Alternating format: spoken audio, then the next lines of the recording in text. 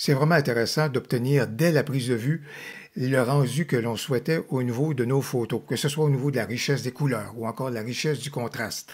Et ce rendu-là, on est capable de l'obtenir lorsqu'on se tourne vers les profils de caméra. Il y a des profils de caméra dans tous les boîtiers et bien sûr, les fameux profils de caméra qu'on appelle les simulations de films chez Fuji font l'envie de plusieurs et à juste titre. Eh bien, aujourd'hui, bonne nouvelle pour les détenteurs des boîtiers Nikon Z parce que je veux vous montrer comment vous êtes capable d'enrichir les profils de caméra que vous avez actuellement dans votre boîtier, y compris des profils de caméra qui s'apparentent à des simulations de films que vous allez beaucoup apprécier.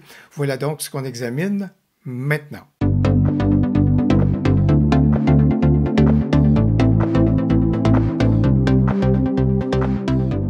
Bonjour, mon nom est Louis Lavoie, je suis l'auteur du blog et de la chaîne fairedelabelephoto.com. C'est une chaîne qui s'applique à partager avec vous des trucs, des conseils, des astuces, de même que des découvertes afin que vous puissiez progresser dans le domaine de la photo.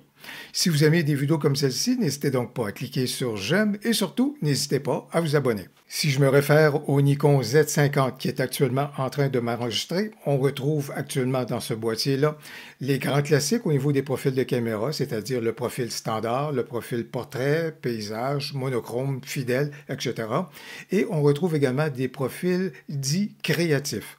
Et moi, je veux vous montrer dans quelques instants comment vous êtes capable d'enrichir les profils qui sont actuellement dans le Nikon Z50 comme dans tous les autres boîtiers de la famille des boîtiers Nikon Z. Si vous souhaitez profiter pleinement d'un profil de caméra, il est important de demander à votre appareil photo d'enregistrer le tout dans un format JPEG. Lorsqu'on enregistre en format JPEG, le rendu du profil de caméra est alors appliqué à notre photo.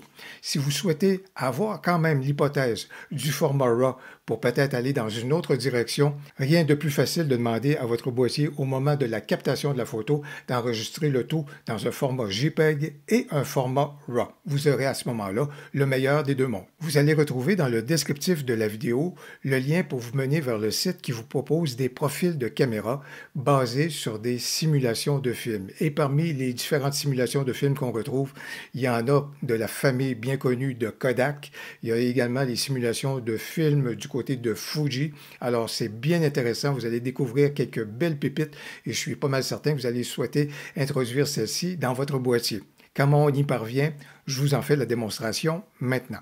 Les instructions pour réaliser la migration des profils de caméra dans votre boîtier sont assez bien décrites sur le site. Toutefois, puisqu'elles sont en anglais, je vais vous en résumer les grandes lignes. D'abord et avant tout, on fait notre magasinage sur le site, on repère les simulations de films qui nous intéressent et par la suite, on va télécharger ces simulations de films-là avec l'icône en conséquence sur le site. Une fois que le téléchargement est complété, ce qu'on veut faire, c'est migrer les fichiers au niveau des profils de caméra sur notre carte mémoire. Mais avant tout, avant d'aller plus loin, dans notre carte mémoire, à l'intérieur du répertoire maître qui s'appelle Nikon, on doit créer un répertoire spécifique qui va s'appeler Custom PC. Je viens de le dire en anglais, mais Custom PC pour Picture Control. Alors, une fois qu'on aura donc créé ce répertoire, alors là, on va pouvoir prendre nos fichiers qui contiennent les profils de caméra qu'on veut implanter et on va les mettre à l'intérieur de ce nouveau répertoire. Une fois que la manœuvre est réussie, on va amener notre carte mémoire dans notre boîtier et là, je vous montre comment procéder à l'intérieur de votre boîtier. Lorsque je me retrouve dans l'interface Picture Control de mon Nikon Z50, voici donc les profils qui sont là d'entrée de jeu, ce sont les grands classiques, et vous allez également voir deux profils que j'ai déjà ajoutés. Alors le Kodak T-Max 400, de même que le Kodak Ektachrome.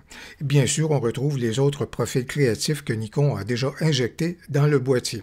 Alors qu'est-ce que je veux faire maintenant? Je veux ajouter deux autres simulations de films déjà à celles qui ont été donc ajoutées récemment. Pour ce faire, je vais aller dans le menu et dans le menu, je veux particulièrement privilégier le secteur au niveau de la prise de vue. Et dans ces onglets-là, je veux trouver la fonction « Gérer le Picture Control ». Là-dedans, dans ce menu-là, je me tourne vers « Charger, enregistrer ». Et là, lorsque je clique là-dessus, ça vient dire « Est-ce que tu veux copier vers l'appareil photo? » Absolument. Il trouve à ce moment-là un des profils que je veux donc injecter. J'y vais vers l'espace C3 qui est inutilisé. Je pourrais modifier le nom du profil de caméra, mais si ça me convient, j'ai juste besoin de cliquer OK et là, à ce moment-là, c'est enregistré vers le boîtier.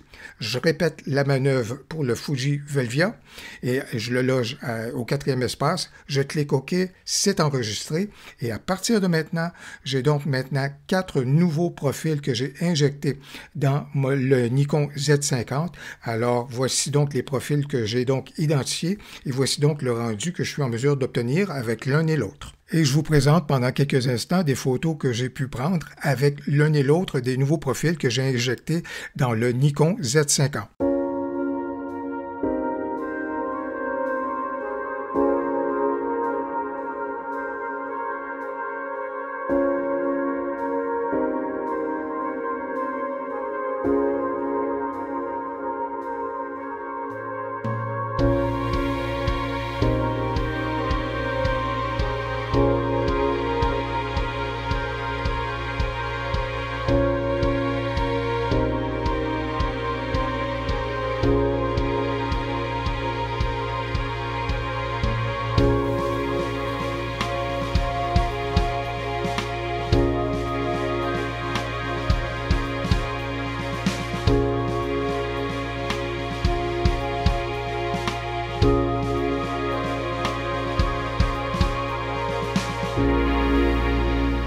Eh bien, j'espère que vous avez apprécié la découverte de cette belle possibilité que vous avez maintenant de pouvoir enrichir vos profils de caméra et surtout de pouvoir profiter de très belles simulations de films. Et moi, je suis bien curieux de savoir quelles sont les simulations qui vous ont fait de l'œil et que vous avez donc choisi de greffer à votre boîtier.